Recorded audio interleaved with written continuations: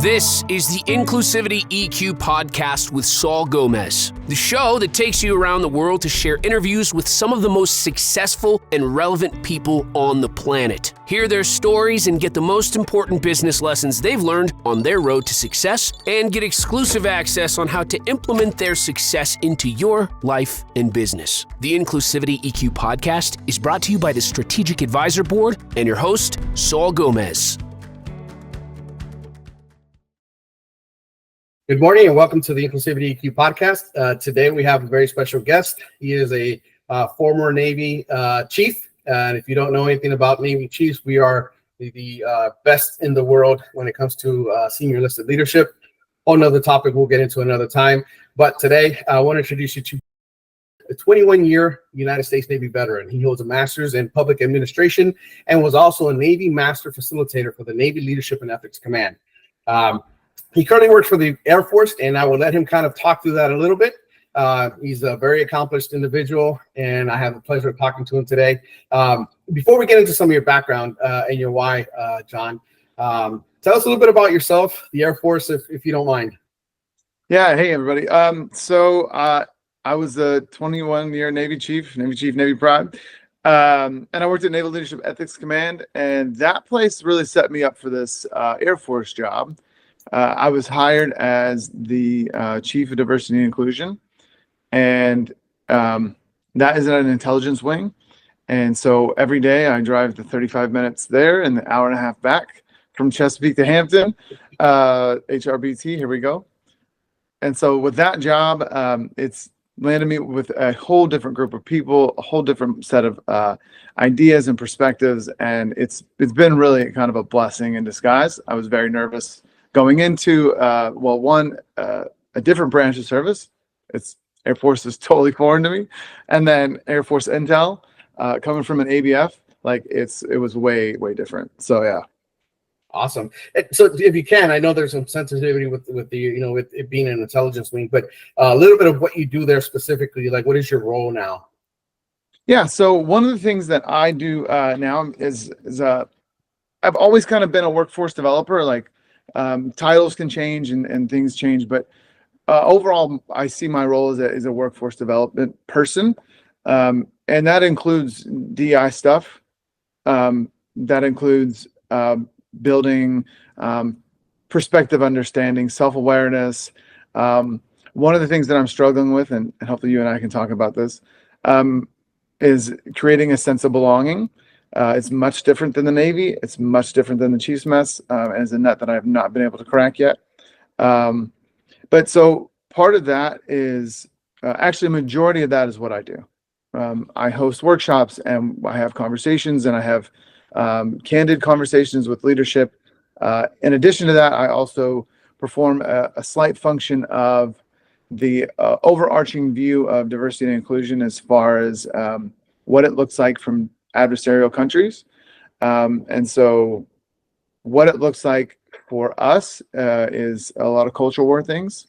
And what it looks like to other countries is straight up hazard. This is what democracy really looks like. Oh no, don't you have it so bad? It can get real crazy out there in the other parts of the world when it comes to DIA, and we're actually kind of lucky to have these conversations and these things around. No, I absolutely agree, and it's one of the things I love about our country is that we do have that opportunity to do that, and it's interesting to me how the term, right, those three letters DEI have become almost a pseudo taboo term, right? And if you talk a little bit about we think about the geopolitical environment, it's become a very divisive term. So I'm curious, how do you navigate that space in your current role and just as a professional with socializing the message of what DEI or really diversity and inclusion really is? So I always ask this question, especially in the military setting, of commanders, what of those things, what can you control? Well, you can't really control diversity. You have no say on who comes to your command in most cases. Much less what they look like, sound like, where they're from, right. Any of that. Equity, you can control some of that, but the majority of that thing that you can control is inclusive. inclusiveness. And being inclusive looks like a lot of different things to a lot of different people. We're about to do a change of command from a great guy named Nate Rooston, and he will be relieved by Colonel Fitzgerald, and she's got a completely different perspective. And so I'm looking forward to like her sets of ideas versus his sets of ideas, and to me, that's what those things are about. You can't necessarily be inclusive, I don't think, unless you can at least understand that other perspectives are valuable. You may not agree with them. You may disagree very vehemently. That's fine. But one of the struggles that I've found, especially like during the past few years, being an ethics teacher from 2016 to 2020 was a challenge on many different levels. But one of the things that I found so divisive was the transgender ban. And one of the things that you kind of have to accept is that other people are going to feel strongly one way or the other. It's when we stop listening to each other is when we become super divisive and we lose our ability to become inclusive. When we shut the other party completely out, now what kind of command do you have? Like, and so I think that you can probably appreciate this better than most, but I've been a part of command where chief's mess and the wardroom were a complete different odds, 100%, where it was palpable friction between the two. Right. Junior sailors are going to follow their chiefs flat out. Right.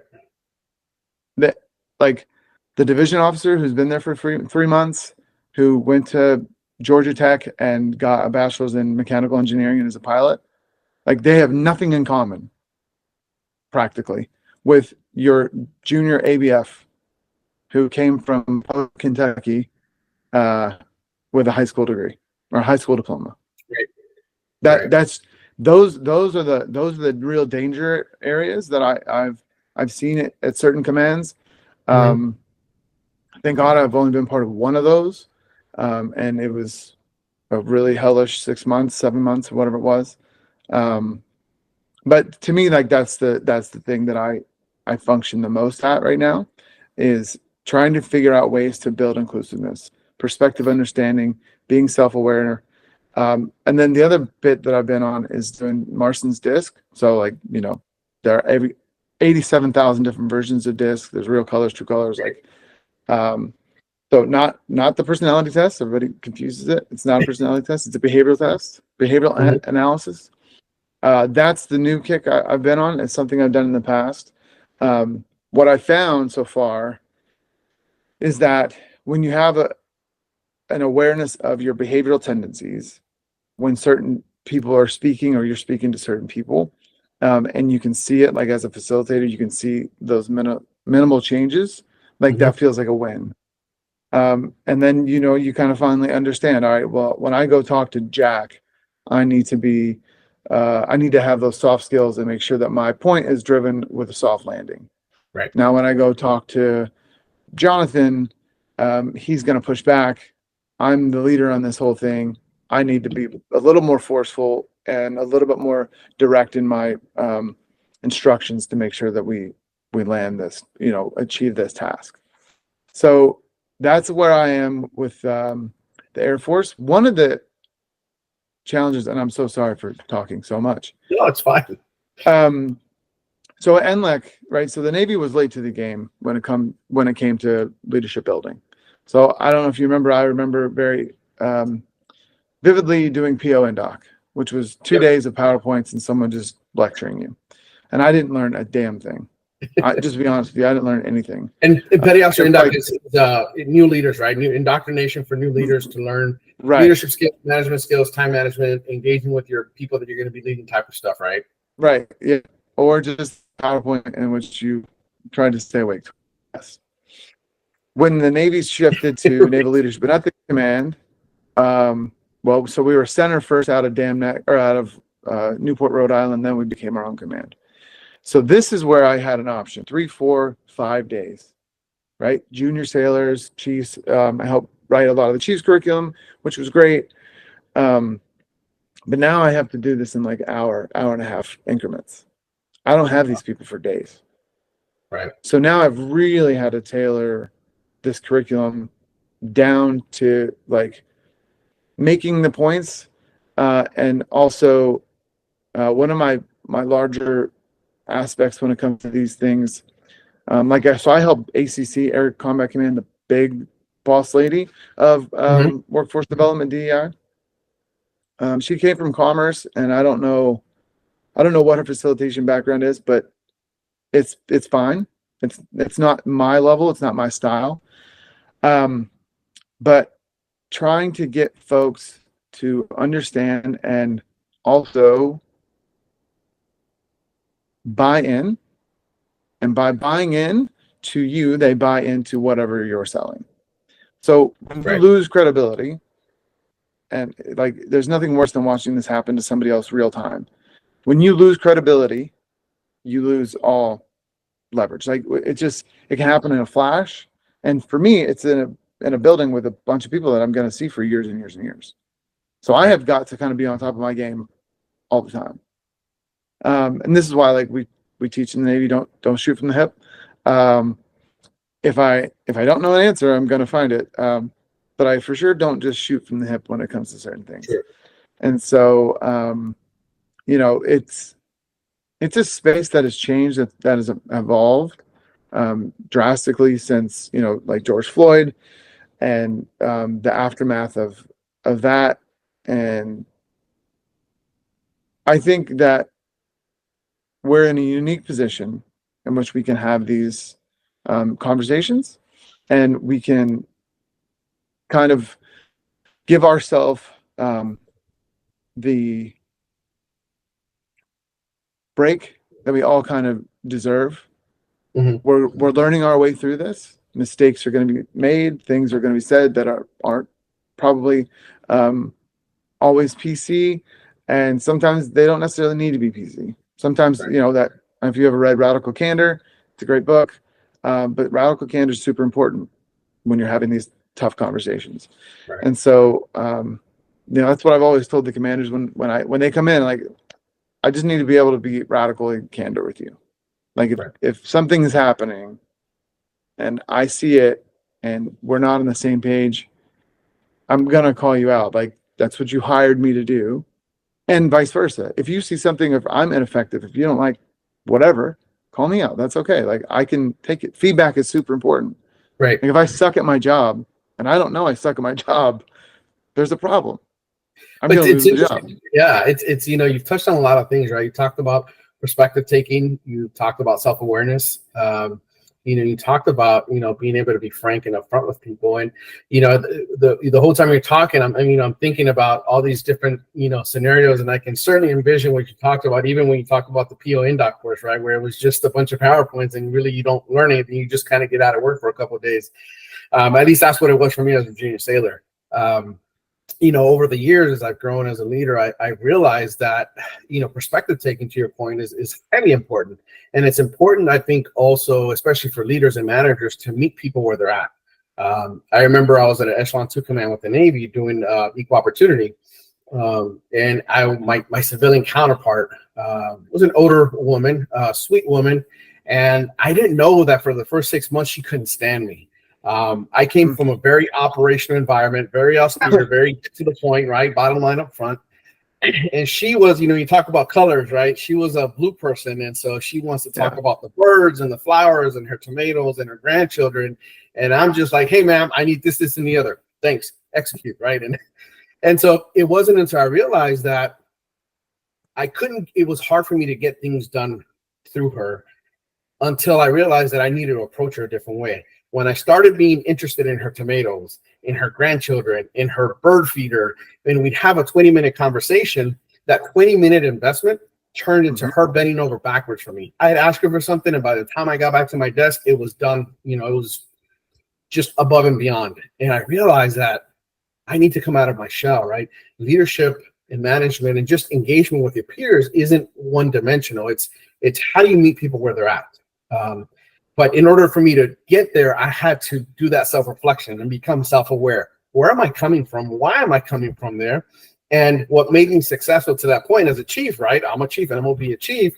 Well, it wasn't making me very successful now. So what was it about me that needed to change? And when I made that shift, a lot of other doors opened up for me. So I think, again, right, to your point, it's important to meet people where they're at. And the thing that comes up to me is psychological safety. It's a soft buzzword that people talk about. Okay, psychological safety. What do you mean? Well, it's both physical and psychological, right? Do I feel physically safe in the environment? Great, we do.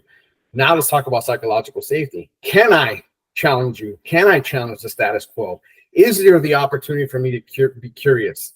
Can I be vulnerable? Can I make mistakes, right? Is it okay for me to make a mistake because I can learn from it and bounce back? Because when that isn't there, people tend to hold back. And if people are holding back because they're risk adverse, how can you really ever truly fully leverage your talent pool? And so I think a lot of great points that you talk about, and, you kind of answer some of the questions that I had about, what makes it hard. And I think a lot of it is that a lack of self-awareness.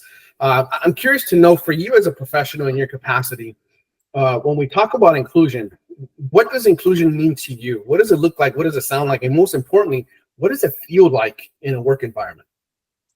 That's a great question. And I've got a pretty good story for it. I think you'll appreciate it. So this has been the challenge for me at the 480th, is this building of a sense of belonging.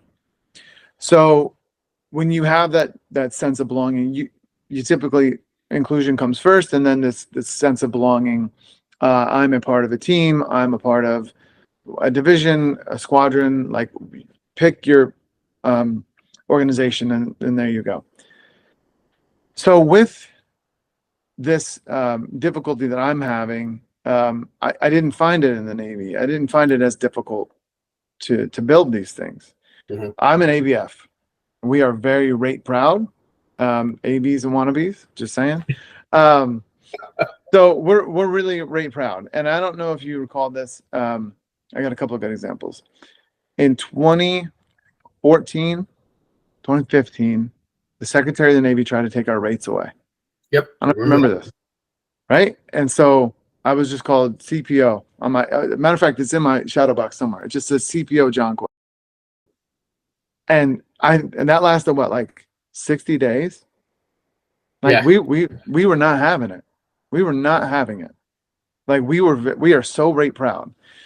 And so, like, that's one example that I give in, like, the Air Force. They don't understand that. They have AFSCs, like, and then it's a number.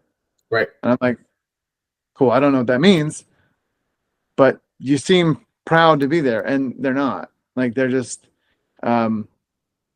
anyways. One of the bigger ones that I have is, like, on the Truman, when I was young sailor, we do our indoctrination to the ship, and one of the last things on the last day is egress. You got to find your way off of the ship. Well, we do it a little differently in the Navy. Is if there's no power or the room's full of smoke and you can't hear anything, how are you going to find your way outside? Because a fire on a ship is the worst thing ever. And so we put the black guy goggles on you, we put earmuffs on, and you find your way outside. Well, the skipper of that boat, the commanding officer, and the CMC, the command master chief, the SEL, the senior enlisted leader, would meet that group of sailors, because they had their Navy ball cap on, up on the flight deck with however many people were not doing anything on that Friday. It's once a month, like, literally. Right. It's 12 times a year. So Mike Grudhausen would meet everybody up there, and when you took off your goggles, there is the commanding officer, and on a carrier, for folks who don't understand, it's like a celebrity. It's of 3,000 people on ship's company, and then 6,000 when you have a full boat. He's like a celebrity, unless you're in trouble, and then you're going to see him. But so you don't really see him very much. Like, he's a busy guy. But for him to take the time out of the day to go meet you and then give you your command ball cap that says, all right, yeah, you're part of the Navy, wonderful, but now you're a Truman sailor, or you're an Eisenhower sailor, or whatever. Like, that instills, like, I'm a proud Truman sailor. Like, and I pre-commissioned the Ford. Like, the Wasp was not the greatest boat, but it was still, number one in the fleet. Like, I was still part of that thing. And there were a lot of good things about both of those, or all three of those places, and some not so good. So for me, it's about building that sense of belonging, and it's super difficult because you try to build this inclusiveness in a command where, so in my building it's about split throughout the command. 6,000. We have 6 geographically separated groups. And so in our building, we have about 400. I would say at least 2/3 of that are civilians, career civilians, who've been there for a really long time. And they've seen these programs come and they go, and colonels come and go, and their initiatives come and go. And it's really hard for me to get them to buy in. Where I do have success are like the JOs or the company grade officers. Is it company grade? No, field grade. I don't know. Anyways, the JOs, the junior officers, and then like the junior airmen who are a little bit, naive to the world, and they're not so jaded.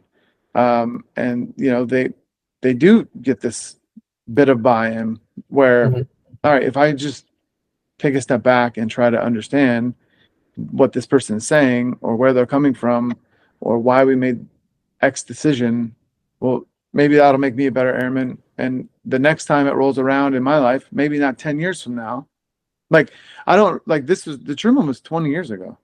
Wow. I don't remember that story because it was just a story. I remember the story because it had an impact. Right. Mike Grudhouse was by far one of the best captains I've ever had. Right there. And that goes for when it's good and bad, right? Like you remember absolutely. the good stuff and the really, really bad absolutely. stuff. Yeah. I try to forget the bad ones. But you still have valuable lessons learned from those people. But yeah, so like for that story in specific, it's not just a story to tell a story. That's a story because it had an impact. And it's relatable to me 20 years later. Right. With a problem that I'm having, or a challenge that I'm having now. That like it takes a long time to so being collaborative, like what we're doing now is great. And what other organizations do when working collaboratively and not compromising, not being super duper competitive, not capitulating, like a bunch of C words. There you go. When you work collaboratively, and for me, it's like working collaboratively with these different sections, like the intel guys and then the support guys. Like there's a big difference between those folks. The comms guys. Comms guys, a bunch of old white guys. Lots of them. And they've been in the building for upwards of, looking at 2 decades for some of them. Right. One guy was the very first vice commander, so XO, of that place, who's still there. So we're talking like almost 30 years. Yeah, in a civilian capacity now. So this is the challenge in which I find myself, in which there are, and it's all demographics, but there's this one section that's very hard to convince that, everybody's perspective should be valued. Because in their world, it's not. They don't have to deal with the ops guys all the time. They don't have to deal with the support guys all the time. They deal with what is around them. And they like what's around them. So when you try to make them uncomfortable or self-aware, not uncomfortable, like just because you're uncomfortable being self-aware, not my thing, that's your thing. It's a challenge. And then that's when you get the shutdown, and that's when you get some of the pushback. But I've been fortunate enough to have folks who have been like supremely on my side. Don Hudson is the guy I was mentioning, 26 years in the same building. Like he makes he's the section chief of that place, and he makes them go. Like, and I don't do that. I don't make anybody go. Like for me, that defeats the purpose. Like if you want to be there, then buy-in's 50% already. Like you showed up. I already got 50% of your buy-in. I just needed the other 50. So when Don does those things and says, "Hey, you guys are going," it hurts a little bit, but I take it as, all right, I've got 20% buy-in because they were kind of told to be here. Maybe 10% of them really do want to be here that would have showed up anyways. So I'm doing these numbers in my head, trying to figure out, all right, is this going to be good or not?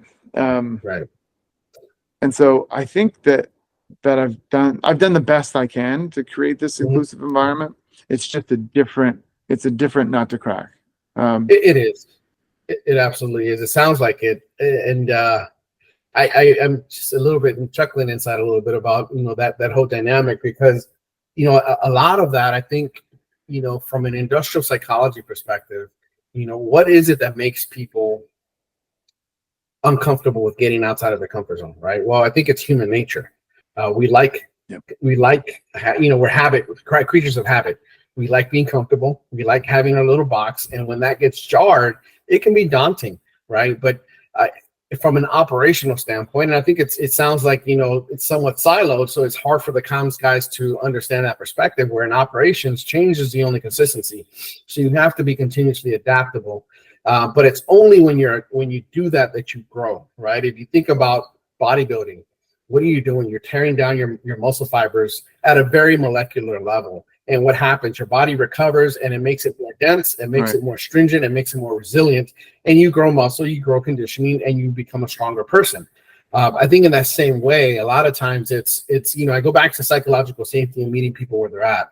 And frankly, as a DEI practitioner, I think a lot of times when DEI is done wrong, it creates that adverse positionality of, no, I'm not going to do that, because quite frankly, I've been in environments where you have Caucasians, males or females, that try to help, that try to lean in, that try to extend the olive branch and try to show up for people. And it's like, well, no, you can't do that because you're white. Well, how can we talk about DEI if we're not including the majority? And so I think there's something to be said there about creating that buy-in, to your point, in creating the psychological safety. And when we talk about that, what does that mean, right? We kind of earlier were talking about biases. Biases aren't bad. It's just what you do with them could make things bad or good, right? We all have biases. They're not necessarily a bad thing. They just are. But if we can't even talk about them, because the other piece that I found a lot is that bias, prejudice, bigotry, and racism, all those terms often get used interchangeably, and they mean very different things. And I think because words matter, and we're in an environment that's hypersensitive to words, people might be reluctant to going outside of their comfort zone, and therefore kind of double down on being in solid environments. And so I think there is something to be said about creating that psychological safety, so that people feel psychologically safe to say, well, here's my perspective. And my point to all this is something I wanted to ask you, right? You talk about that sense of belonging, the going through the egress. And, for those that don't know, carriers have, I don't know, correct me if I'm wrong, but like 5 different floors, right? 5 different or more that you have to navigate we have more. through. That's a lot. And so when you hear terms, right, you talk about sense of belonging and rate pride in your field of expertise within the military, I hear, especially in the Marines, right? I don't see anything but green, or in the Navy, I don't see anything but blue. I think that's well intended, but I think it also misses the point of seeing people's individuality. And when we talk about the diversity of people, yes, we're all sailors, we're all Navy blue, or we're all Marine Corps green, or whatever, right? Whatever the innuendo is, whatever the term is. But do you see the person from a humanistic standpoint? And I think when that's lost in translation, because we see blue and that's it. Well, no, you have to see the sailor in their background, because again, you have to meet people where they're at if you want to get the most out of them. So I'm wondering, what does that look like for you in your environment, and how do you navigate that space of, well, I only see Air Force when I see you, versus seeing the person? That's a great question. So far in my practice, it's been. So I've only been there for a year. Mm-hmm. So I'm still learning a lot of the folks. And so one of the deals that I also have to figure out is that these rotations in the Air Force are very short. So they're like 2 years and then they're gone. And then, so you encompass this to 6,000 people in 6 different global locations. Right. It's very hard. Trying to differentiate those things from the people. Like I said, it's really better to get folks when they're younger because they're not so jaded. Right. There are folks in my building that are jaded. Mm-hmm. They've just been dealt, a bad hand, or the way that they see it, they've been dealt a bad hand. Mm-hmm. And a couple of folks I've tried to incorporate into some of my lessons, like there's a person who's an amazing communicator. She has so much potential, but she's jaded. And so I took her on a field trip to do one of our workshops to another group across the base, and she did great, like delivering the first portion of our workshop. But she's still just so jaded. Right. And it's hard for me to get like through to her and say, listen, like this isn't everything. I understand that you've had some bad experiences even within the ranks, and she's from North Carolina, very rural part of North Carolina, and she's African American, she's female. You know, it's not been the greatest set of cards for her, right, on that front. And so it's hard for me to get those super personal relationships going with the people that I think probably need them the most. No, I don't want to shift gears, but because I want to key in on that, but I want to put a pin on that. And can you talk a little bit about the workshops? I'm really curious about what are the workshops that you hold? What are they premised on? And what are the objectives? Sure. So we've done these things called choose and views. So it's like a choose and views. So it's like a brown bag type deal. Bring your lunch to whatever we're holding it, and then we walk through where our perspectives come from. Sure. Like what's our history of what's our environment, what are our lived experiences, what are our morals, our values. We look at the overall ethical arch of being in the military, or just being kind of people. Sure. And then we dive into the basis of those perspectives, and then we kind of dissect some of those terms like bias. We do your window, which is really good at opening the window pane of self-awareness. Your window is a super helpful tool. It's older than 50 years. That means I can do it for free. So, you do the Jerry window, you're trying to expand that open window pane. Yep. And by doing so, you make yourself a little bit more vulnerable, right, to both feedback, criticism, however you want to put it. And then you also make others vulnerable to you. They get to learn more about you and your perspectives. For those that don't know about the Johari window, it's so there's 4 quadrants, right? There's the open, meaning something about me and I know about myself. Yep. And then there's the next quadrant, which is things that I know about myself that you don't know about me. And then the other one is things that you know about me that I don't know about me. And then the fourth one is the unknown, right? That neither one of us know about me. So we have open, secrets, blind spots, and unknown. Yep. And so like the big hit there is the blind spots one. Like that's what a lot of people key in on. For me, that's not the goal. The goal is to get to the unknown. That's where stereotypes live. That's where bias lives. And those are all the unconscious things. Like, and I give different examples that kind of bring it home. So we've done that. And now we're expanding it into the DISC assessment, Marston's DISC. It's also super old, which means I can use it for free. So doing the DISC in conjunction with the Johari window. So we've set the foundation. Sure. Right. We've set the foundation of these are our perspectives. This is where they're kind of come from. What do we do with those? And how does that make us more self-aware of the Johari window? And then how do I operationalize that information when I deal with people? DISC. Right.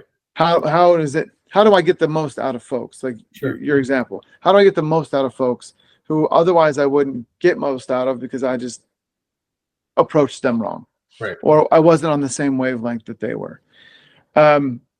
So with the change in landscape of the political landscape and some things that were incorporated into the National Defense Authorization Act, I've got to change gears a little bit. Sure. So now I'm the Chief of Workforce Development, which is practically the same exact thing that I was doing before.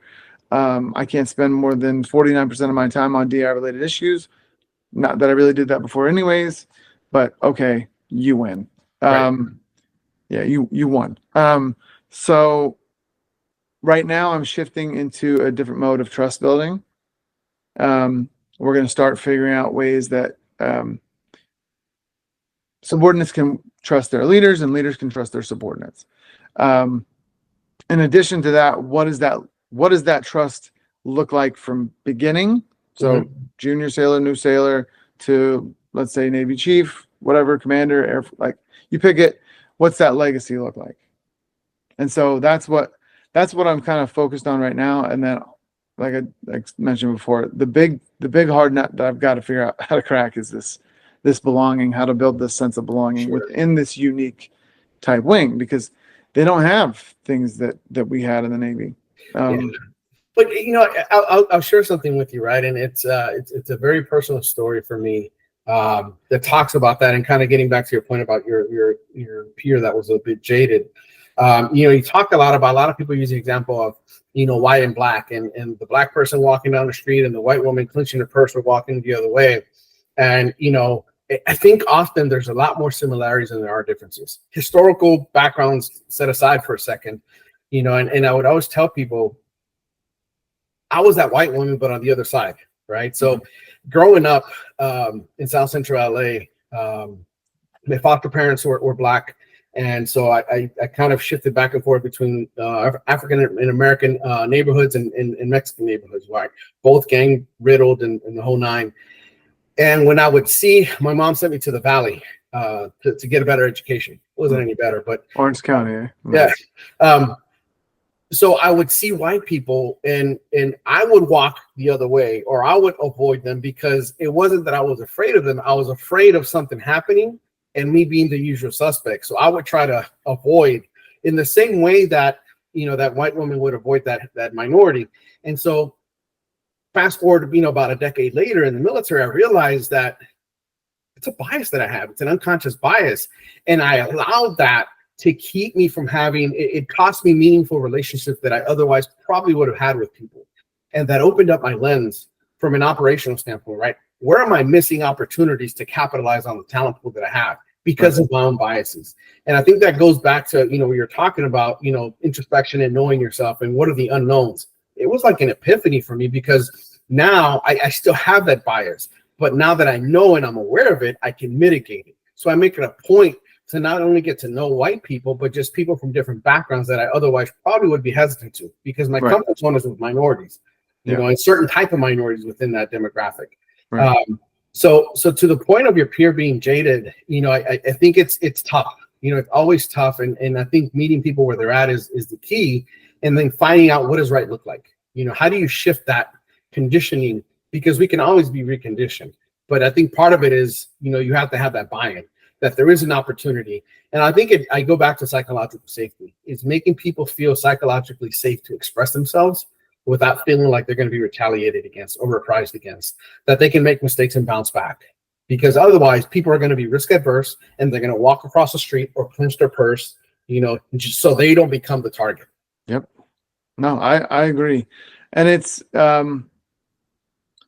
so we're both from similar areas. I was born in Fountain Valley and then moved to Garden Grove.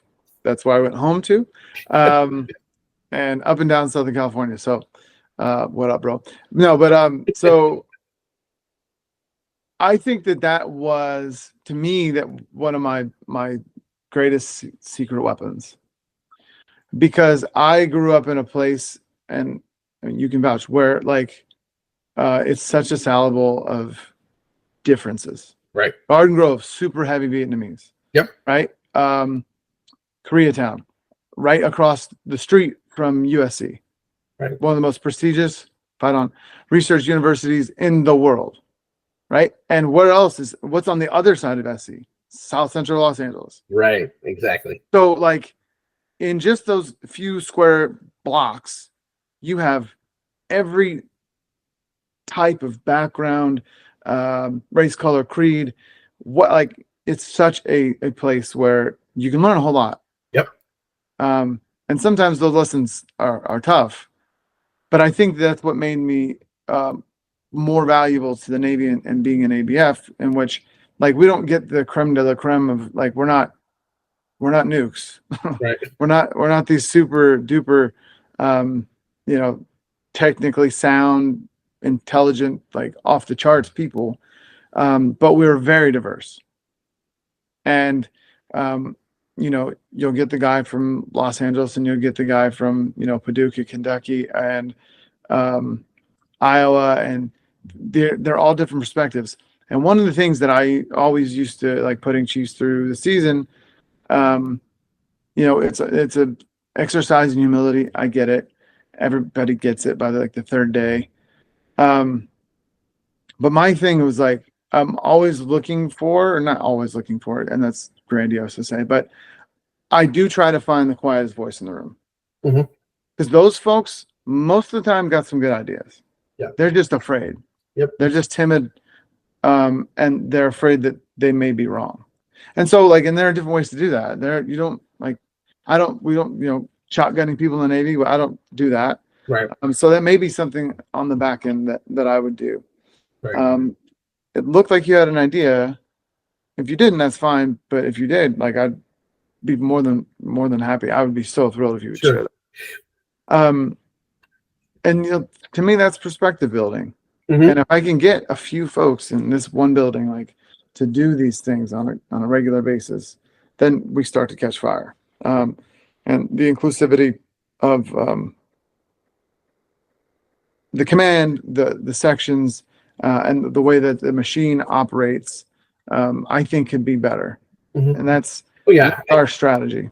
Absolutely. I think it's about enabling people, right?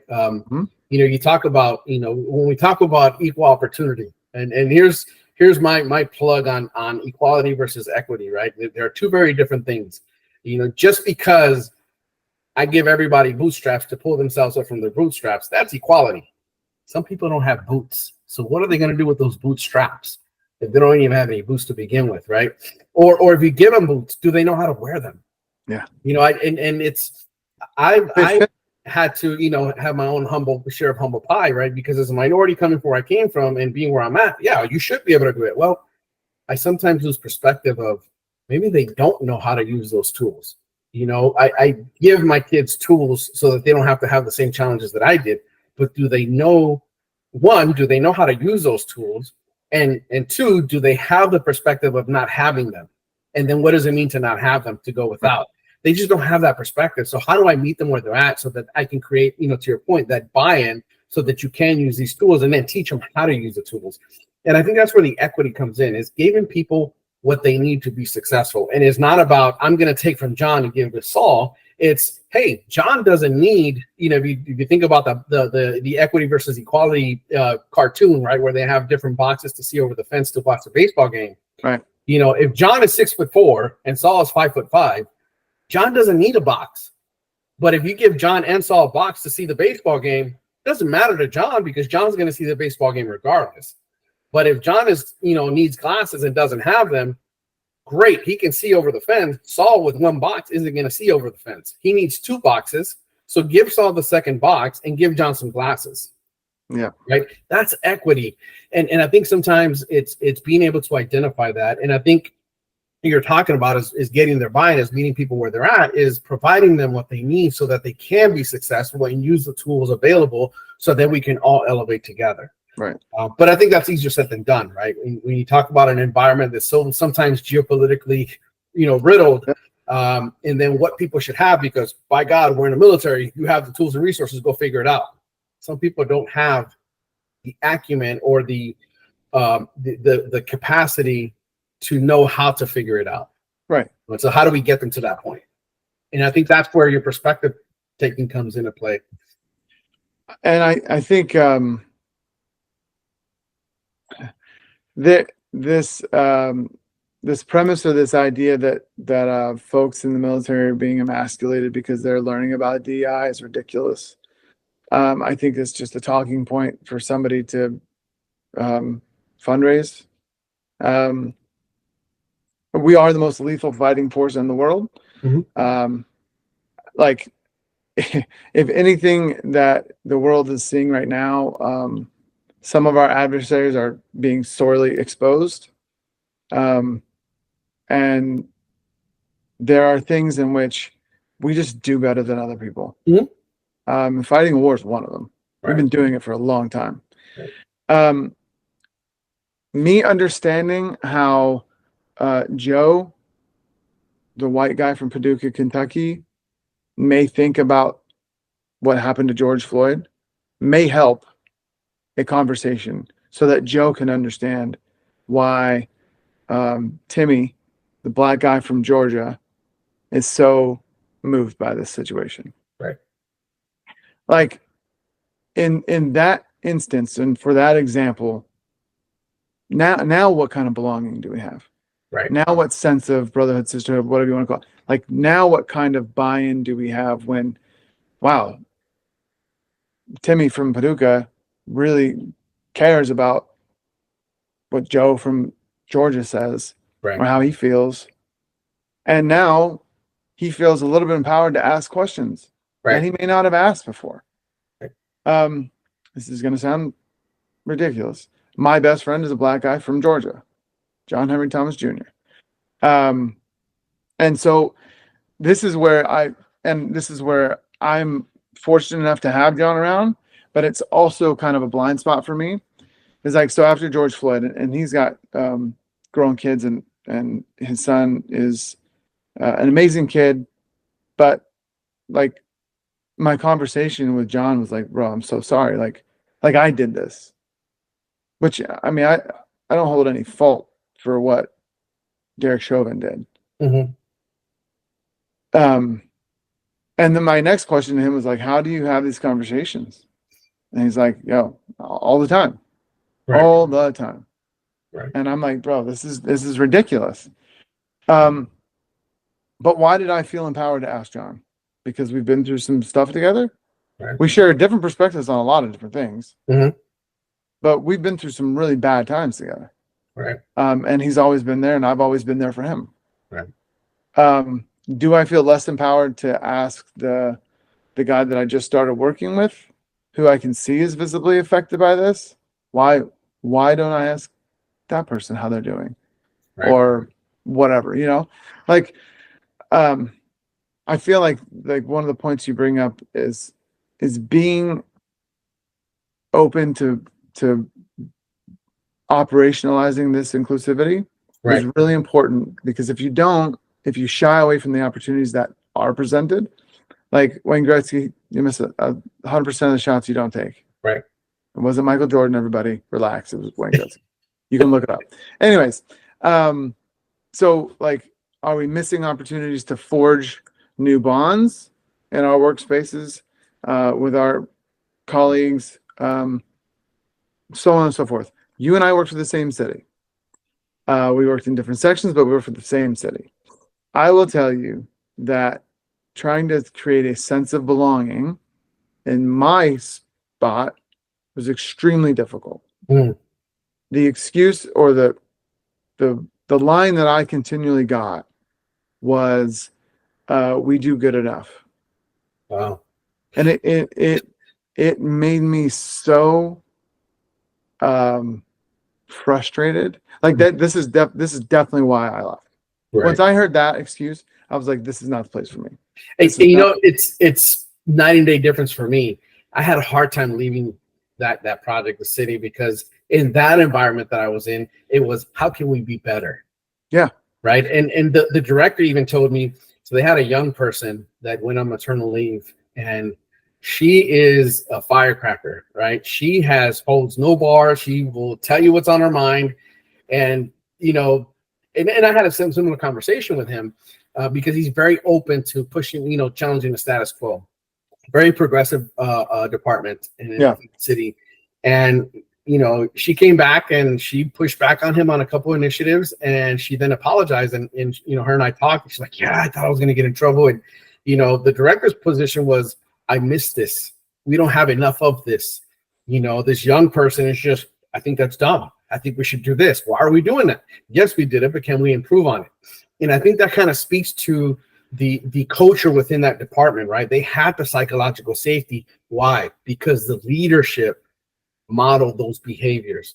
They wanted people to push back. They wanted people to poke holes and question things, because they want to hear that within the team so that they're better prepared to hear those questions and answer those questions from the public. because it's going to happen. So why not have that internally and have that dialogue so that you're the best prepared that you possibly can be? That doesn't happen unless you have psychological safety and primarily inclusivity. Yeah. So in my experience, it wasn't like a horrible thing. Like our small team was fine. Overall, like as a section of city government, it was okay. Like me individually, I was making out. Like I had a great office on the 4th floor with a window, and Jamie just basically let me do whatever I wanted to do as long as I got my job done, and I did it to the best of my ability, and I think she understood that. But when this other opportunity arrived, and so in our city, Dr. Bailey is like, she wears so many hats. One of those hats is she the chief equity officer? She does. Yeah, she's kind of the pseudo diversity and inclusion type of person. Right. In Norfolk, that's an entirely separate position. There's a director of that. Right. In Suffolk, that's an entirely separate position. That's a director. So I went to my director at the time before I made a decision on exactly, like, I kind of knew which way I was going to go. I felt like I was going to go a certain way. Just because if you guys haven't guessed it yet, city government don't pay that well. But I had an idea, but I hadn't made my mind up. I was being open-minded. And if you know anything about self-awareness, open-minded, that's where you start.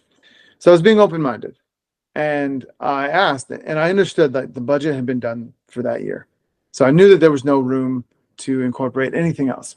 And it wasn't like I was asking for a position to be created. But what I asked was, I gave them the example of Norfolk and you know, the outline of it. And I said, you know, is there a possibility that Dr. Bailey is going to maybe branch off something similar to this? Or in our, I'm not going to say where I worked, but you know I worked. In our section, is there something that we might branch off and do with this? And the answer was, no, the city manager feels like we do good enough. And I was just like, all right, well, that's fine. And the very next thing I did was I already had it printed out, signed my resignation, and turned it in. I was there for like 10 days. There's a saying that I hear a lot lately, right? It's go where you're celebrated, not where you're tolerated. And, you know, I think it's a very night and day difference. Again, you know, my experience was it was so refreshing to be in an environment where it's how can we do better? Where are we missing the mark? We're doing what we can, but where can we improve? Because we're never going to be perfect. And yes, this has worked for the last 20, 30 years. You know, if you know anything about, you know, for our guests, if you know anything about city planning, right, they happen in 5-year increments. So they have a 5-year consolidated plan that just kind of started, you know, 2025 to 2029. And so we're never going to reach perfection, but where can we improve, right? Where do we have gaps that we can shore those up and close those up? And I think it takes collective leadership and buy-in into being inclusive of different perspectives, especially our young generation that, you know, quite frankly, I think by 2050, 30% of the population of the workforce is going to be, you know, our young generations coming in, our millennials, our Gen Zs. And they are probably arguably the most diverse and open-minded workforce that's ever been. And I think that's a good thing. Is just how are we going to resonate with them as the older heads, right, that are going to be kind of tenured out? How do we bridge that gap? Because it's going to happen whether we want to or not. And a really good friend of mine says, the wave is coming. You're either going to ride it or get crushed by it. And I think inclusivity is key in that. If you're not inclusive, you're going to get crushed by the wave. Yeah. So the basis and the foundation of being inclusive is being understanding and open-minded. If you're not those two things to start, you're not going to be successful at being inclusive. It's just not going to work. And so what I say to those folks, and I had this happen in a group in Beale, the senior enlisted leader, like he told me he was getting out, and I was like, oh, cool. So you're at your 30s? Like, no, I'm at 26. And I was like, oh, all right. Like, I don't know like the the enlisted force structure of the Air Force, like I feel like it's kind of a waiting game for people to make, like all the way up to 9. For us, it's a whole lot more competitive, I think. Right. I don't know. Like this is John's perspective of the way it works. Because in the Navy, only 3% of us are allowed to be E7 or above. Right. Only 1% is allowed to be E9. So anyways, my conversation with him at the time was, oh, well, that's interesting. What, you're leaving before you could go on, like you're a group commander or a group SEL, you could go and do bigger things. Like, because no, I just can't adapt. And I was like, oh, well, then I'm glad. I'm super glad that you're leaving. I'm glad that you're self-aware, but yep, you definitely need to get out the way because you just, and then it went on this complaint fest of the generations.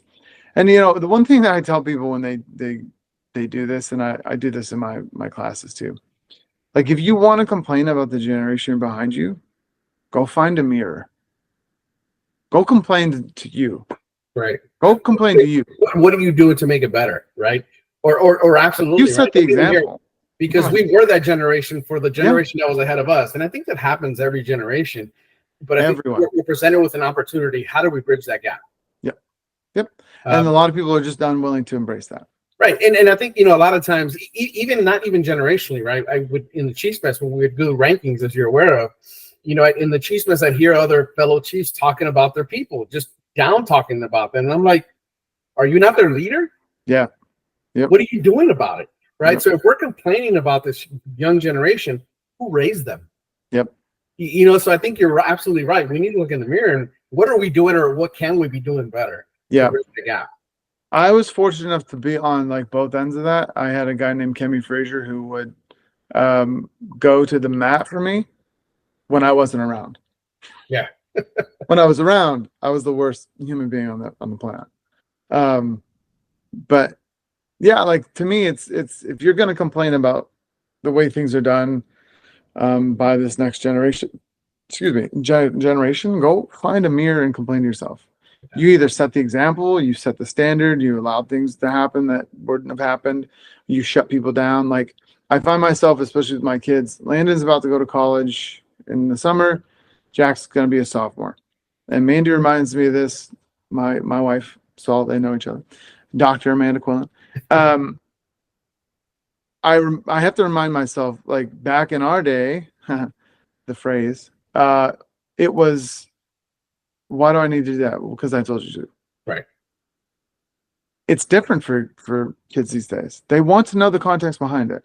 And I have to remind myself that I'm not my dad, that Jack, who like suffers from OCD, like he really needs to know the context behind some of the things that are given to him.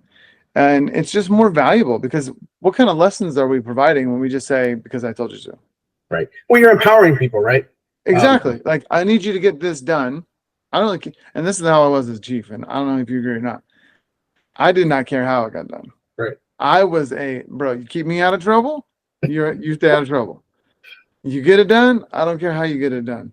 As long as it gets done the right way. The thing that really made me feel really good about myself and just really want to pat myself on the back is one time one of my junior sailors, he was my misfit. Nobody wanted him, and I took him on. And his problem is don't baby me. Tell me what you need done, and I'll figure it out. I'll let you know when I'm done or I ran into a problem. He said, you're the first person that gave me a chance, and you're the type of leader that if you say go jump off a cliff, I'm going to jump off of it and not question it because I already know you got something that's going to catch me. Yep. That was like, good oh ones. my God, I've arrived, right? And it was just a really good moment for me to really just feel proud because I felt like I was struggling to find what the recipe was. And I was trying to aspire to be like other leaders that I cherished and I admired, but I can only be the best leader that I can be. And when I heard that, it really kind of validated for me. And so it's interesting, how we go through this journey of management leadership and we find more things about ourselves through the people that we lead. And I think the constant there, the underlying theme there is that when we're inclusive, we create that open-minded, we create that buy-in, we create that psychological safety. So as we get ready to close, I want to ask you, what advice do you have for managers, leaders, business owners for that matter, on how to tap into and really leverage inclusion in the work that they do and how to foster and sustain it within their organizations? So for me, it's a hard question to answer because every circumstance is different. Mm-hmm. Why? Because every perspective is different. Right. So, but an overarching theme for me has always been finding ways to understand where your people are coming from and also let them know where you're coming from. And it doesn't have to be like this knockdown, drag out. Like, I don't need to put my mission statement up on the wall if you know what kind of character I'm holding. Like, for me, and one of the things that I'll always take with me from NLEC is that we teach character and competence. Those are the two factors. Mm-hmm. Character is a whole lot easier or a whole lot harder to build up than competence. Yeah.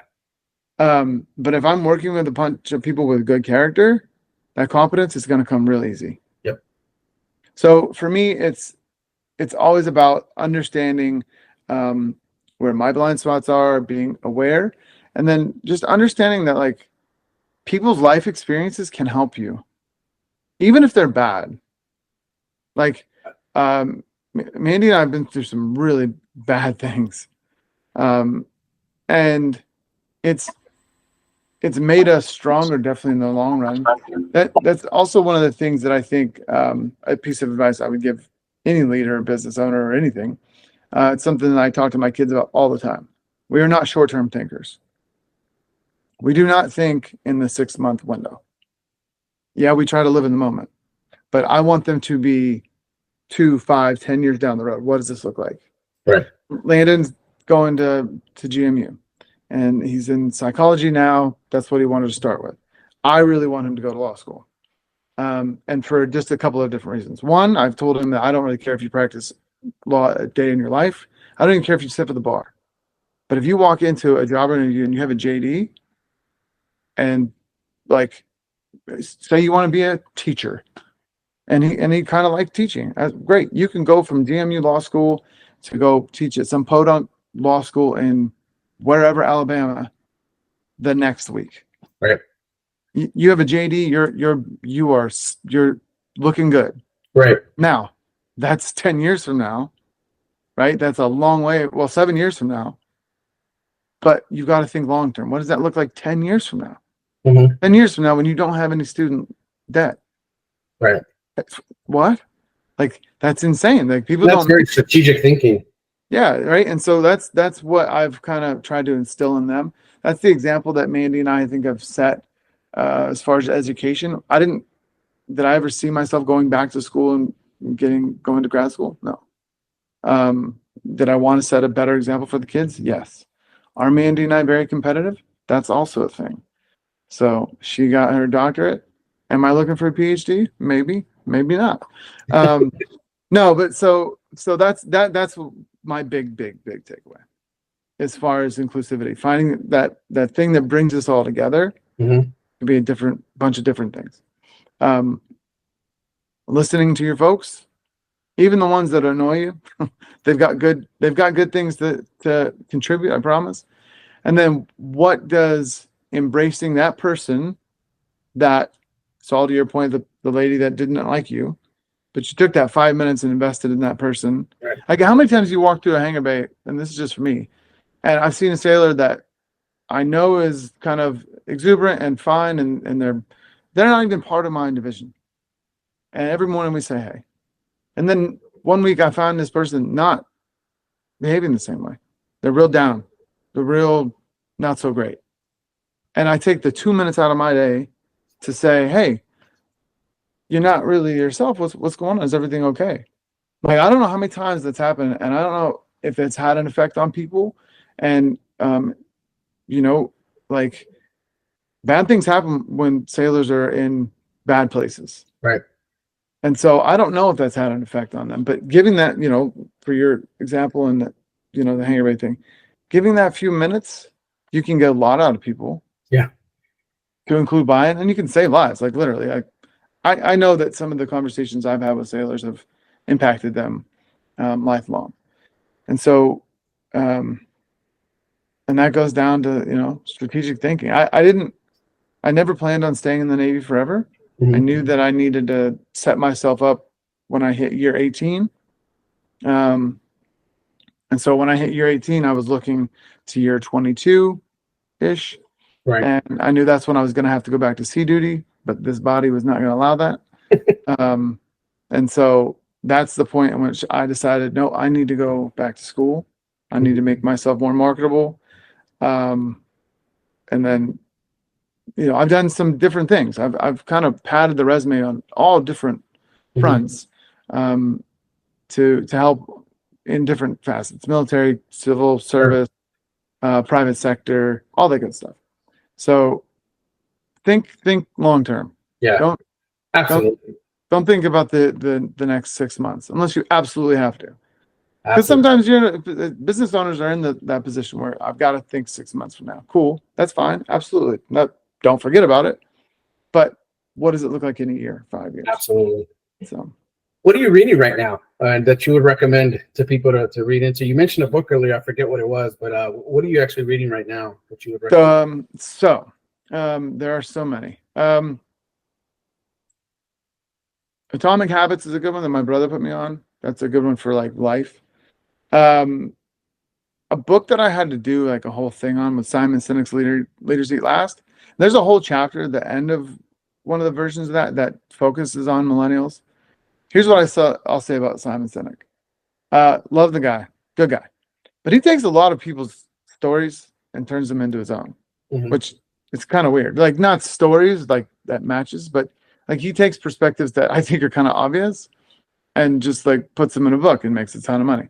I wish I could do that. But his Start With Why is really good. The Start With Why. Rethink, or was it Think Again by Adam Grant? That's an amazing one. That's the one for me. Okay. Because that book approaches thinking from a scientific measure and not, those three: the politician, the religious person, or the teacher, I think. When you embrace things with the scientific method, your answers can come out a whole lot differently if you don't have a conclusion in mind when you start. Right. No, absolutely. Now, what's a quote that you like that you would like to put out for people? Oh man, it's a common one. It was on all my business cards at NLEC. The two most important days of life are the day you're born and the day you find out. Mark Twain. The day you're born and the day you find out? Yep. Awesome. Interesting. Yep. Any final thoughts for our readers? No, I appreciate you having me on and doing this. This has been great. I'm always looking to expand the conversation. And Saul, I'm sure we'll continue to talk some more. But these things are helpful if you're open-minded enough. So go. I would recommend folks go find things similar to this and find consulting groups. I don't have one right now. Well, think about it. I don't know, but these things can't hurt. Right. They just can't hurt. The worst that's going to come out of it is that people are going to be have a different perspective, and it may be good or bad, but they're going to come out with a different perspective, and that's kind of the goal. Good or bad or indifferent, I want you to come out with a different thought. Sure. Yeah. Absolutely. I think it adds to the pool of meaning, right? So it's been a great discussion, and I look forward to having more discussion with you. I'd love to have you back and continue to have this conversation about inclusivity, because I think it's so important. If for our listeners out there, how can people get a hold of you? Do you have an email? Do you have a website, or how can people get a hold of you? Yeah. So my LinkedIn's out there. I'll make sure that that's published for you. You can. My email will also be attached on there. Like I said, right now we're in the throes of a kid going to college and then another high school year. I'm super active in the junior hockey scene here in Chesapeake, Virginia. And so we've got a lot going on, but my wife and I have discussed some kind of part-term consulting. Sure. When that comes out, and if it comes out, I'll let you know. Or, if you're looking for somebody to be a consultant, I'm your guy. So yeah. Awesome. Email LinkedIn. Awesome. Sounds good. Well, folks, that does it for this episode. Thank you for tuning in to another episode of the Inclusivity EQ podcast. Until next time, stay open-minded, be curious, and continue to build your own Inclusivity EQ. I'm your host, Saul Gomez, and today we talked to John. Thank you very much, John. We'll catch you on the flip side. All right. Thanks for listening to the Inclusivity EQ podcast with Saul Gomez. Please leave your feedback and visit strategicadvisorboard.com to get the latest and greatest business advisement on the planet. Follow us on social media for updates, and we will see you on the next episode.